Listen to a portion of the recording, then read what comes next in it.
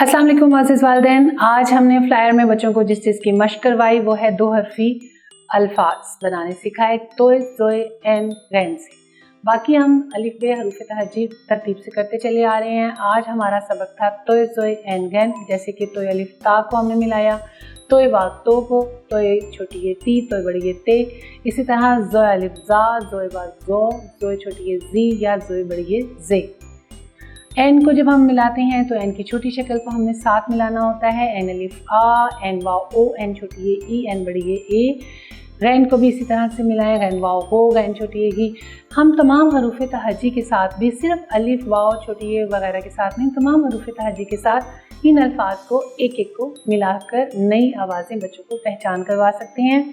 बच्चों के सामने नई आवाज़ें आती हैं, नई आवाज़ों से वो जब अल्फाज सीखेंगे तो वो उन अल्फाजों को जल्दी पहचान लेंगे कि ये ऐसी ही आवाज़ वाला एक लफ्ज़ हमने पहले भी देखा था या ऐसी आवाज़ निकली थी। ये जो दो हरफी होते हैं इनमें ज़्यादातर आवाज़ों की पहचान ही होती है। हमारी ये वीडियो आपके लिए मुआविन साबित हुई होगी। इंशाअल्लाह ताला अगले सबक के साथ, अगली वीडियो के साथ फिर आपसे मुलाकात होगी। तब तक के लिए अल्लाह हाफ़िज़।